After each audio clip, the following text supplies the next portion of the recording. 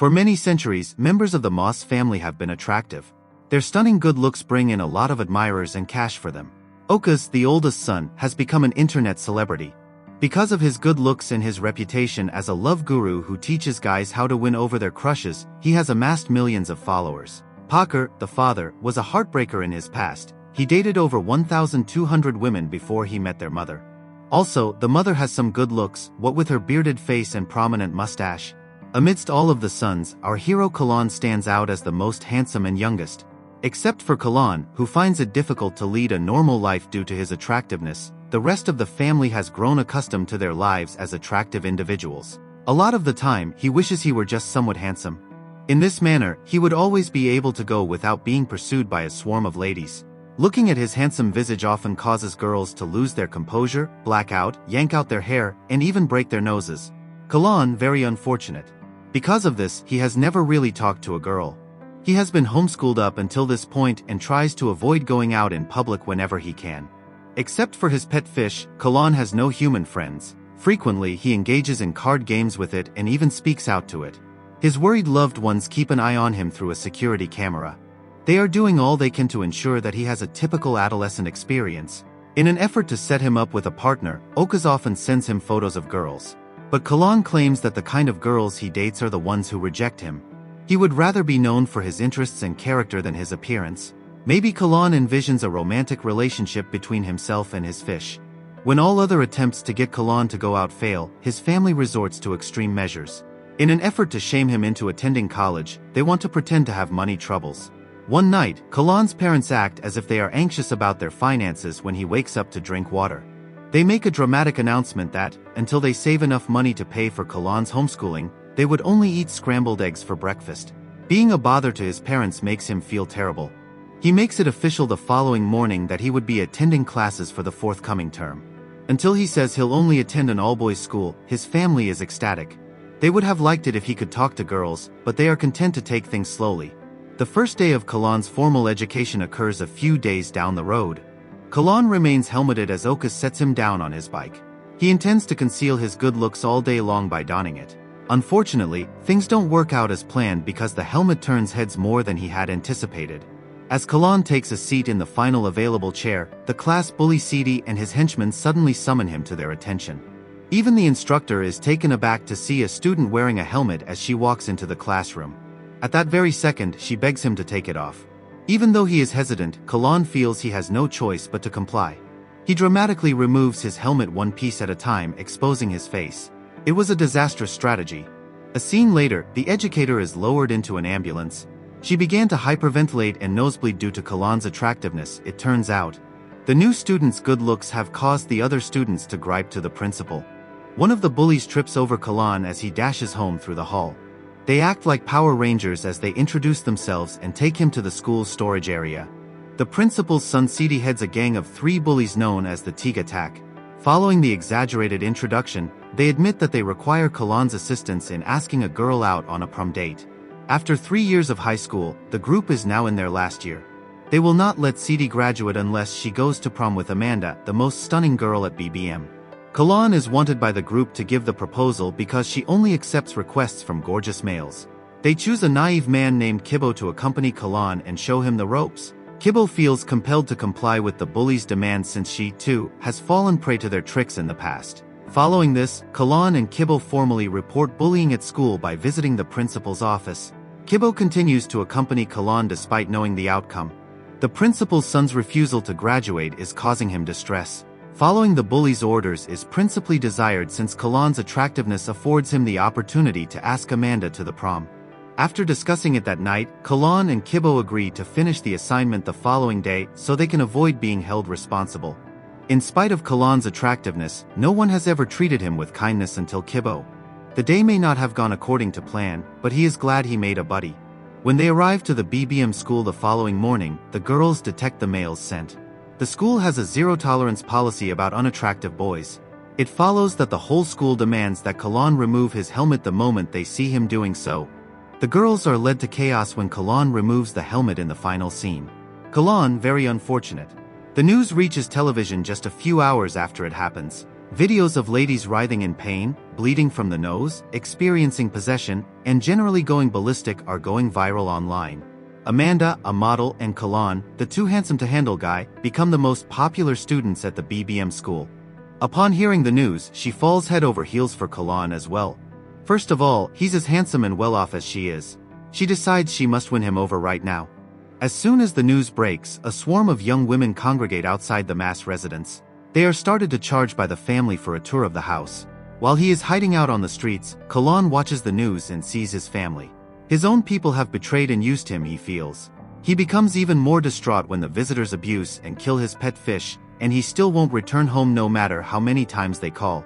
Now he's hiding on a building's roof from the insane people who are chasing after him on the streets. Out of nowhere, a girl approaches from behind and asks whether he plans to leap from the roof. She doesn't black out or bleed from the nose when she sees him, and Kulin glances at her in disbelief. The girl just walks away without saying a word. Kulin is incredibly anxious and barely able to form words. He feels much better after the experience. Kibo answers his phone and invites him to his house after some time has passed. He and his grandma are more than happy to let Kulin remain for as long as he desires.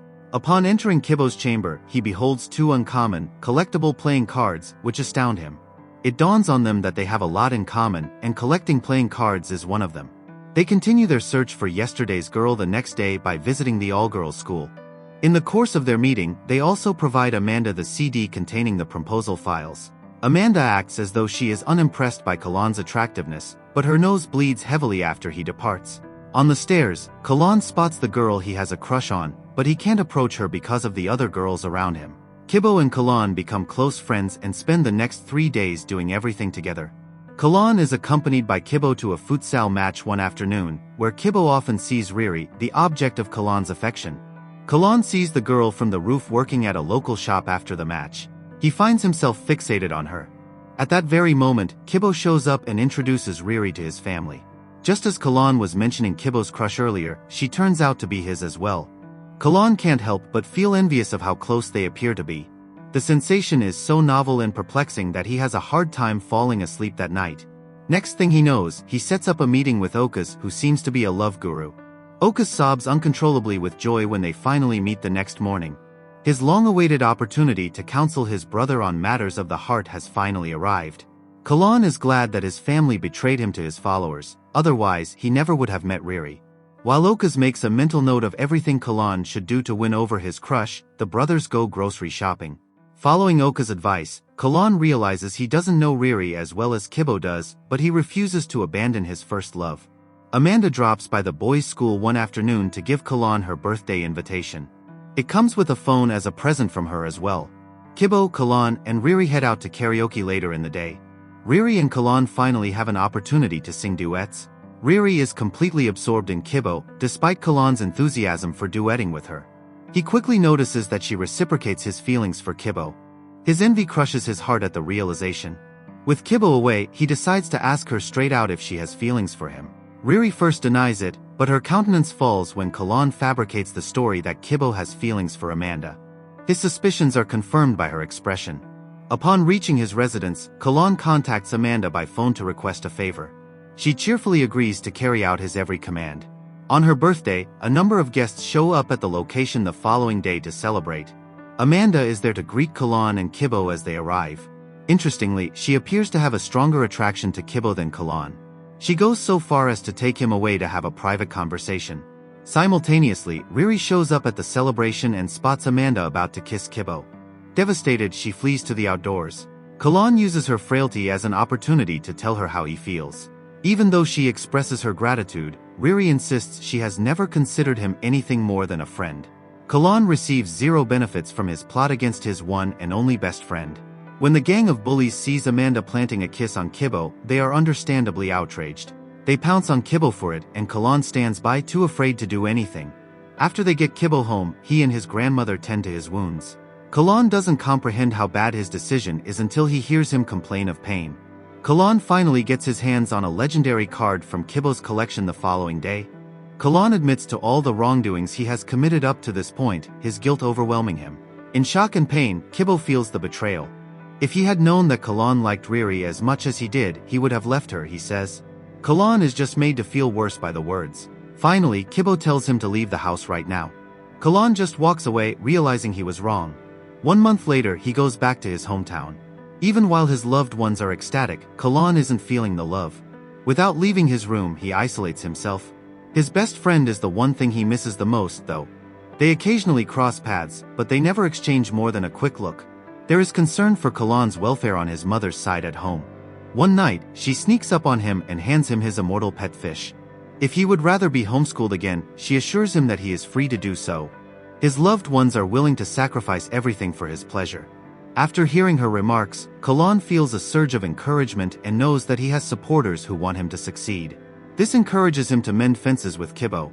He tells Riri everything in a flurry the following morning. After that, he tries to make amends with Kibo. Despite Kibo's initial dismissal, he begins to express his love for Riri when asked about her. Kulin proves to him that Riri listened intently while he spoke on the phone. This allows him to repair their friendship and return to being their mutual supporter. They all attend prom together a few days down the road. Riri is Kibo's date and Amanda is Kulin's. Does anyone know what became of CD the bully? I don't care. The prom king and queen titles are duly bestowed upon Kulin and Amanda as anticipated. The beginning of a new relationship begins when Kulin is immediately attracted to a girl after hearing her say that he is only somewhat gorgeous. Thanks for watching.